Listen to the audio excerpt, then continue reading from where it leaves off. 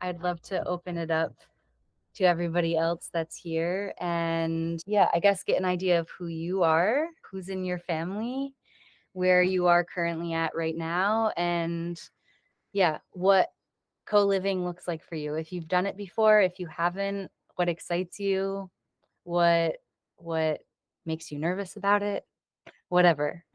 In all honesty, in Google Meets, I don't really know the best way to go about it. I think if someone just wants to start sharing, and then no pressure if you don't feel like sharing. If you just feel like being a fly on the wall, that's also fine. Okay, we'll start. You want to start, Ellie?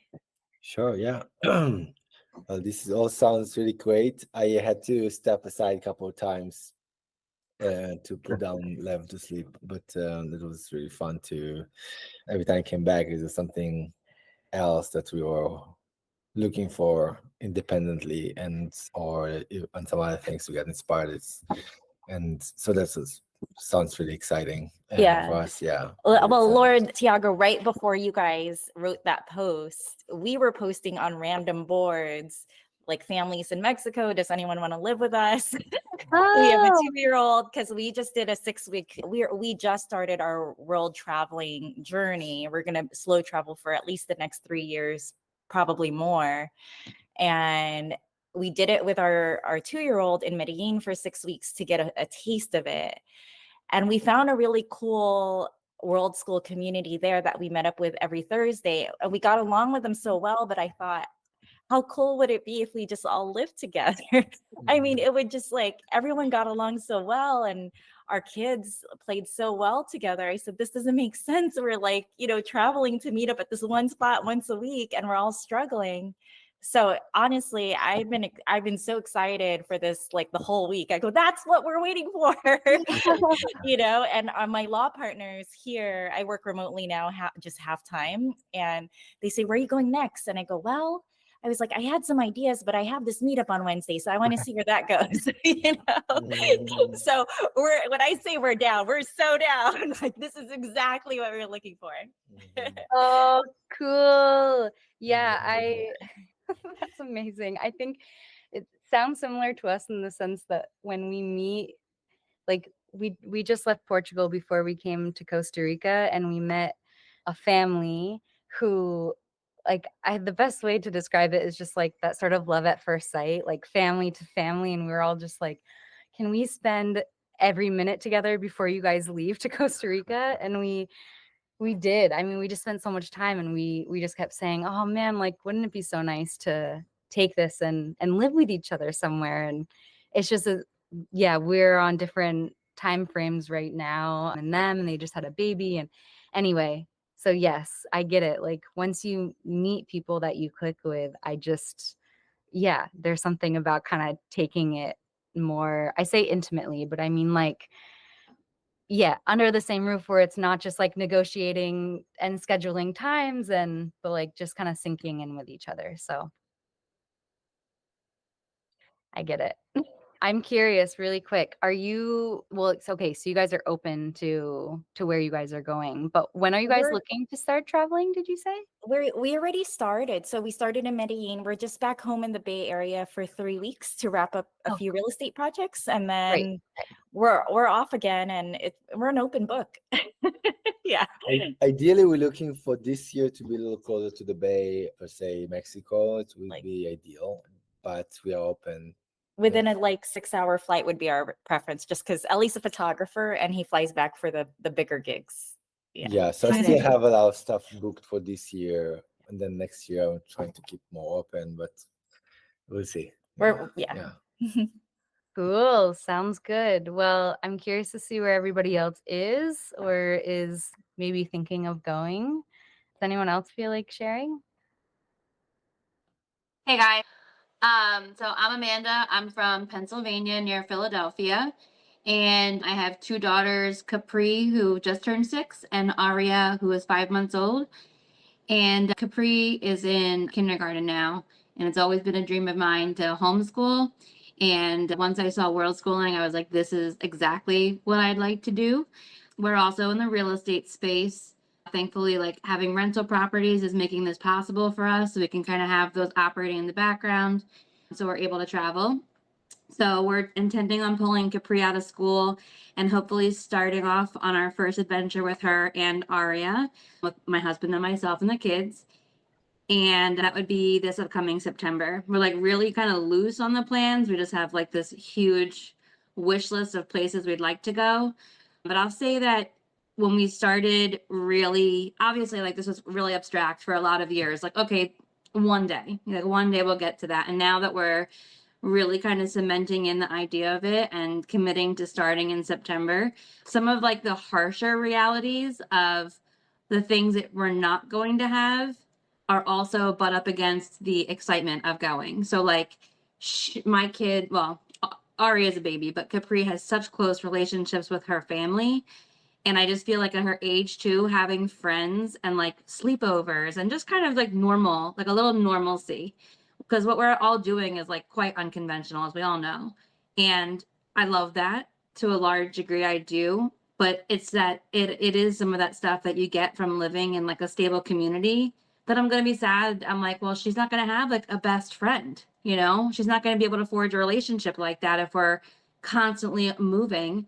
And I've heard some, you know, it tugs at your heart when you hear families who are like, yeah, my kid and I have been doing this for so long, and they just, I think they're just tired of leaving their friends all the time. Even when they go from hub to hub, they kind of build these relationships and attachments. So for this first year, we actually were, and I was curious about your guys' experience, but we've been interviewing like nannies, if you will, or I don't know. I don't really look at them like a nanny. I'm like, just come join our family and we'll like give you some money and like we'll all work together. We just need an extra set of hands so we can still work a little bit. But that's what we've been looking at, is someone who could just help offset some of the responsibilities, because we're just not sure what this looks like. So that's actually where we are right now in our journey. Is we've been like interviewing these nannies. We're about to hopefully land on one and get a commitment and see where it goes. I think it's really cool. It's always really exciting when you see a post like yours and you see how many people have like this same like desire. I actually had an idea for like to build out a certain website, and I won't get too much into the idea, but I ended up connecting with somebody else and I found that they also had an idea for a website, and it was in when you zoom out, the 30,000-foot view is that there were both ways to connect families. And I connected with this gentleman. I said, well, what's your idea? Because I don't want to make the same website you're going to make. So should we kind of share like some little ideas? And what he's doing is he's actually only a few weeks out from launching his website. So he's already built it all out. And what he's looking to do is exactly this: find people and have like profiles. And then you can go around and basically see the profiles. You can also see like reviews on families that are honest reviews from other families. Just honest, like what it's like to be around them, how their character is, how their kids are. And help, basically his idea is to help people like us find their community. So it's like a matchmaking website, I suppose, but for people who want to do, yeah, exactly, yeah. Like the Tinder of homeschooling families. And when I saw your post, I was like, how's this going to happen? Like speed dating would be so cool if it was like speed dating world schooling parents, where we could just have a few minutes to kind of like see what the vibes were like with other families. Because like, how are we going to get 300 people together and really even get a sense of who would be a good family to travel with or commit to? And I think that was one of the things I had some trepidation about that I put in your form, Lauren, when you sent it, was like having that commitment and having no idea who you'd get along with or if you'd get along, and then feeling like, again, committed or married to that situation. I feel like for me, that's like a hurdle that I need to overcome. So I'm like, how do we make sure that the people we're going with are people that we're compatible with? And then there's your kids' compatibility too, because the parents can get along in one way, and obviously what happens with kids can then be completely variable as well. So yeah, so that's where I'm at with it. Exciting stuff. It's like you're on that that brink where it's like you said, it's very exciting, and then there's all of like the doubts and the questions and of like, yeah, what are we doing? Is it going to work? Is it the right thing to do? And it sounds, well, there's a couple of some younger kids, and then 6, right? You said is Capri? Capri just turned 6, yeah, and 6. Aria is just a little baby, but Aria will be about a year when we start. So Yeah, I think too, like once you start going, then you'll get a sense of how Capri does, and I think every kid is so different. So I think it's going to be the only way to know if what you guys are doing is working for you. But yeah, it's exciting. yeah, it is. Let me try this. Did you know this feature? I'm raising the hand. Can I speak? Oh, thank you. How about how about switching over to your well anyway, Amanda, I was brought up like going from one country to another. Like this is basically the without the co-living part, but yes, going from like yeah, just traveling a lot and both my sister and I, at some point when we were in one place a little too long, and by too long, like was I think the maximum was in Qatar. We stayed like 4 years, and so my sister, I remember she'd go to my parents and say like, "Hey guys, come on, it's time to move. Let's go," And so I think kids really, at least in our case, we really adapted and I do feel like for us, for our family, when we've talked about this, I think one important moment it was for me is like, do you say it like this? Adolescence? Adolescent. Adolescence. Yeah. I think that's key. Like that's when you really like have all of those very complex emotions and so on. So that might be the moment where we really like stick to it. But yeah, just wanted to share a little bit of my whatever my 2 cents. Thank you. I'll go back to my corner. Yeah, and that was also another like kind of contributing factor to why I thought maybe bringing a nanny along would be a good idea. We just want someone who's like vibrant and young and fun and will just give Capri another kind of like beacon of stability, because I just feel kind of bad like ripping everything away from her and like not letting her have like some semblance of stability.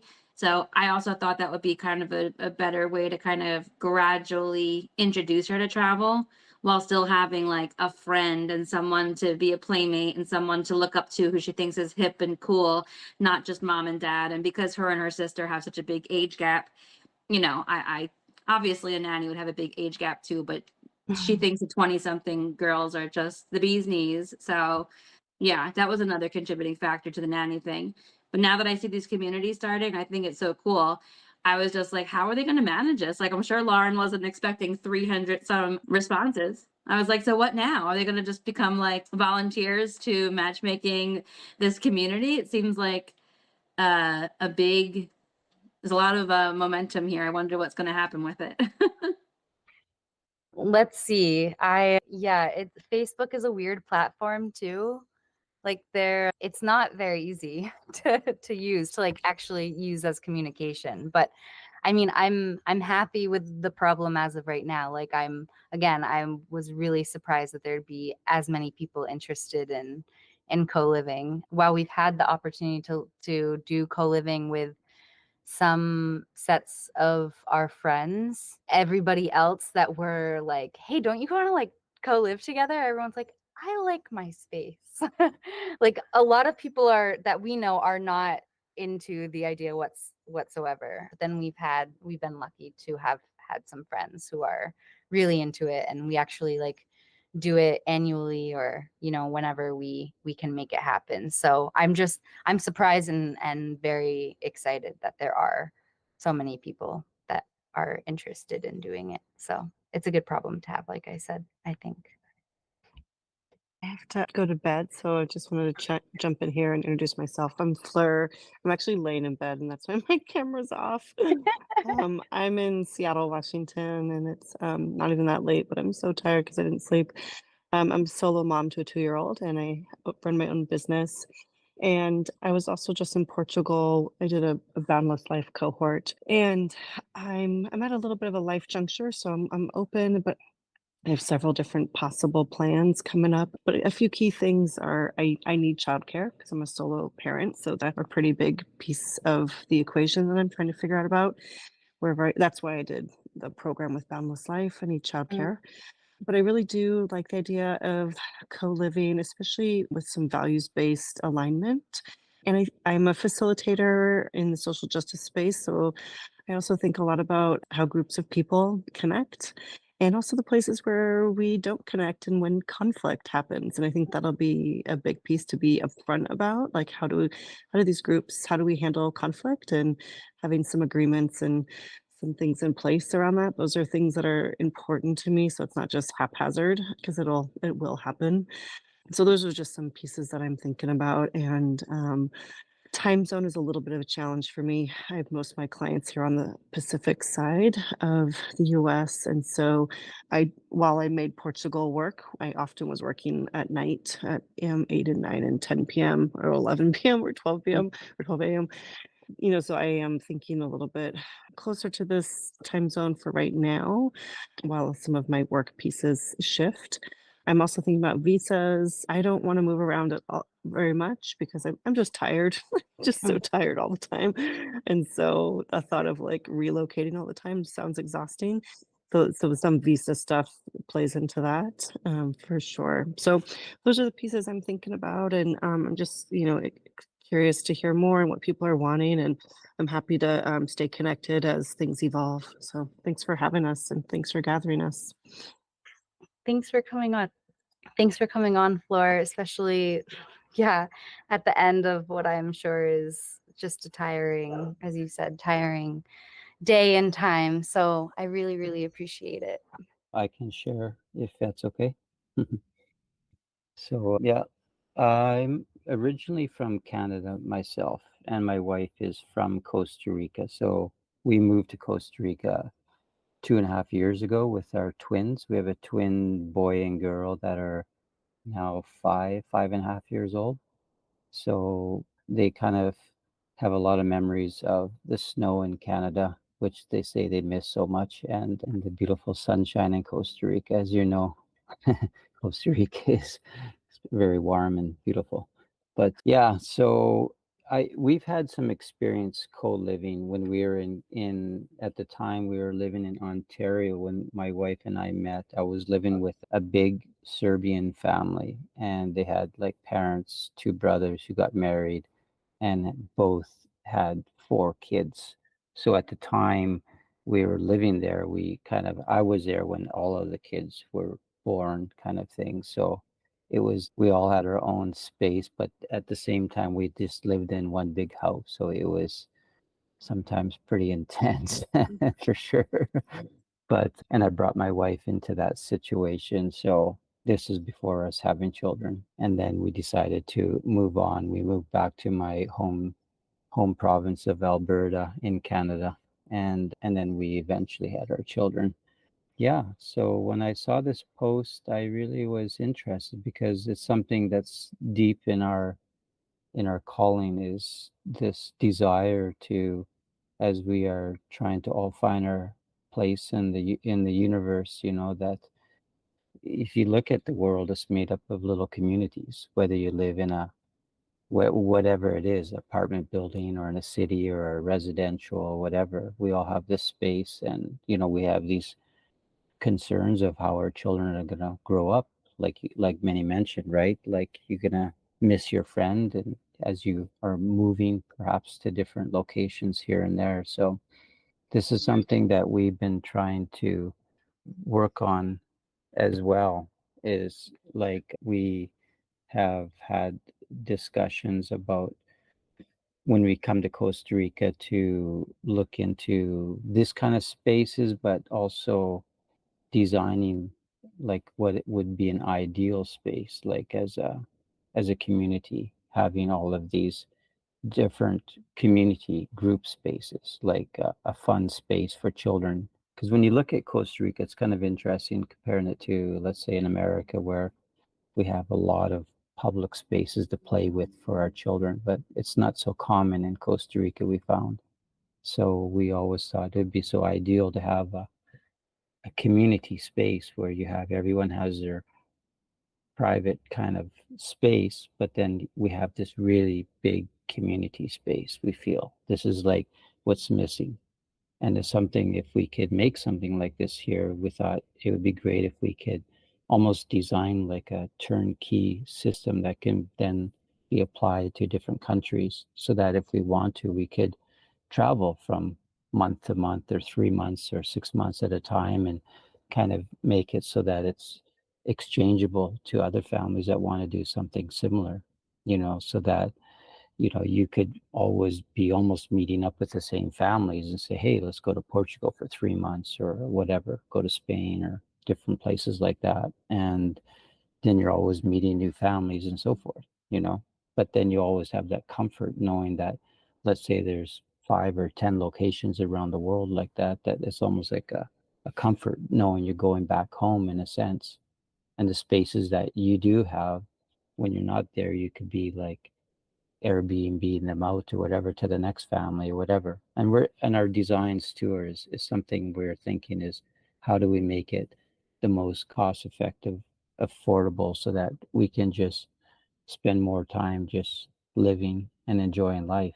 And that's the whole purpose why we want to do this and be world schooling, so that we're not, kind of like putting in the 40 hours or 80 hours in the grindstone, and we have little time left to spend with our family. So the dream is to be with our family as much as we can, and kind of like coexist with other families who want to do the same thing. And like you said, take some of the, I don't know if burden is the right word, but take some of the load, or share the load, let's say, with other families, with our kids, because sometimes it's a little bit like, right? It's like, but yeah, thank you so much for putting that questionnaire out there. And I'm happy to hear that so many people responded. So it's also, as you know, it's late here in Costa Rica. You saw my daughter, she wanted to see who I'm meeting. And before she was going to go to sleep, my little boy, he always falls asleep first. Um, but you have the Friday meeting in the morning time in Costa Rica. So we'll try and log in so that, they like to see these kind of meetings and see people. They're very interactive that way. So it'll be fun to see how they Oh, good. see everybody. Where in Costa Rica are you? We're in Guanacaste. So we've been to Nosara. We have, my wife has a friend there because she studied architecture in Costa Rica. So she has a well-known friend who has a firm there in Nosara. So we went to visit him. It's a nice place. So we live just up the coast, closer to Tamarindo.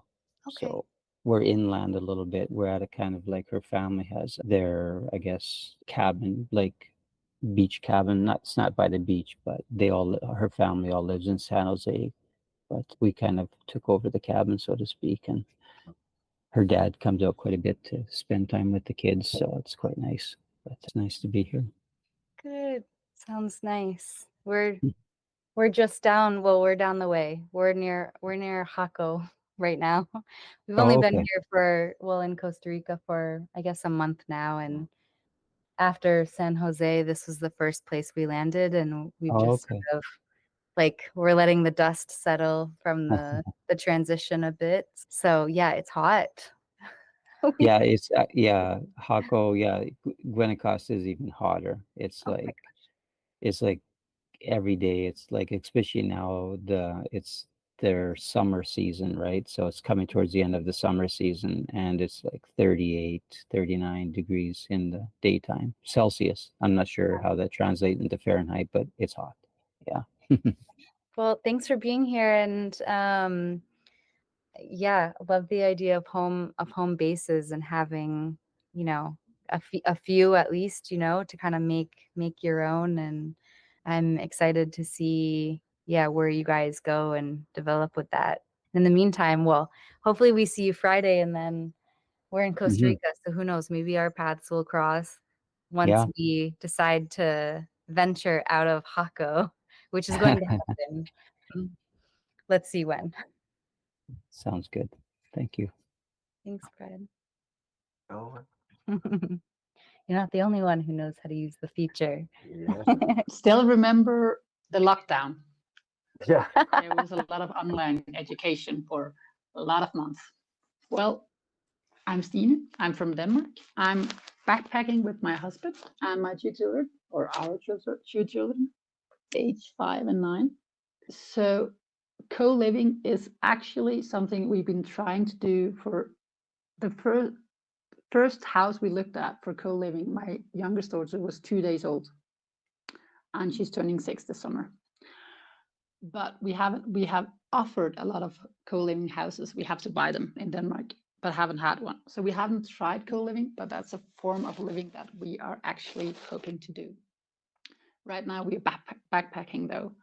It might not be realistic that this co-living can be a thing for us because we're going home in 2.5 months to Denmark. But I joined anyway because there might be a possibility of someone being interested would be in Colombia at the same time as we are, which would be May and June.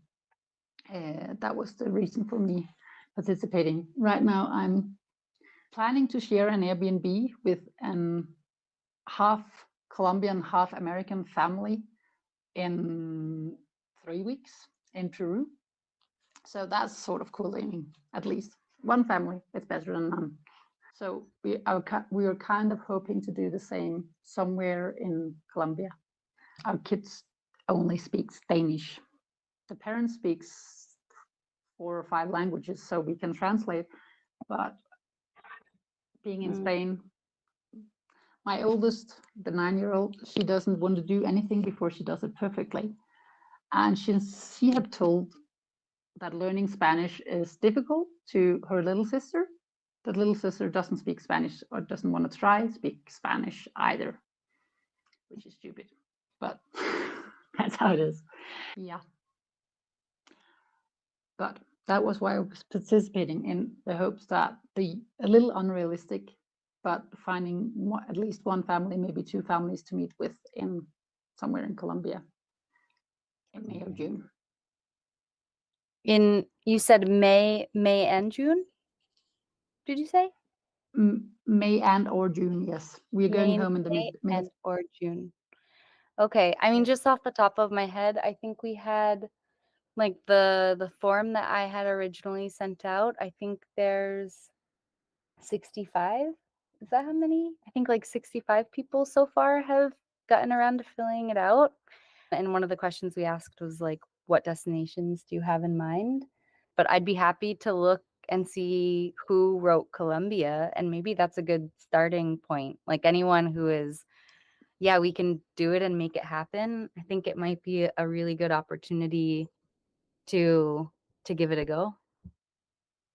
That would be perfect. I wrote Colombia in the form.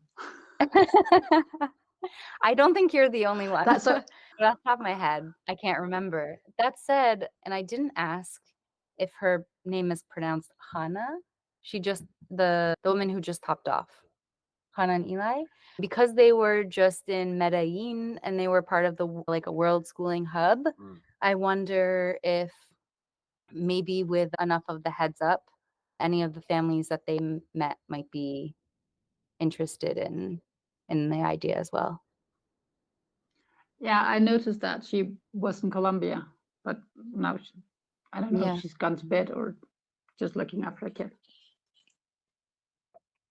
Yeah, I'll write her a message because I have her email. So I'll write her a message and see, if we can get contacts going. But yeah, that'd be good. I would really love that for you to be able to experience that before you guys put the pause on the traveling. But hopefully then start the co-living in Denmark. Yes. I think you'll make it happen. Yeah, let's hope so. Right now I'm using all my money on traveling and won't have the money for buying a house. Yeah, which is fair. You can't have it all. And we choose to travel. Okay. Our tenants are, by the way, from Portugal, Tiago. Oh, really? The one living in our flat right now. Portugal keeps coming up for us at least. I think so. Steen, in that form that Lauren was saying, there's 5 people, 5 families that mention Colombia. The only thing is, like, yeah, we didn't ask for any dates, so we might just need to check in. But yeah, this new form that we're sending out is precisely has way more stuff in there, way more detailed, precisely for that, so that we can understand, like, not only the logistical pieces, but also like the values, the expectations, the what triggers someone. Anyway,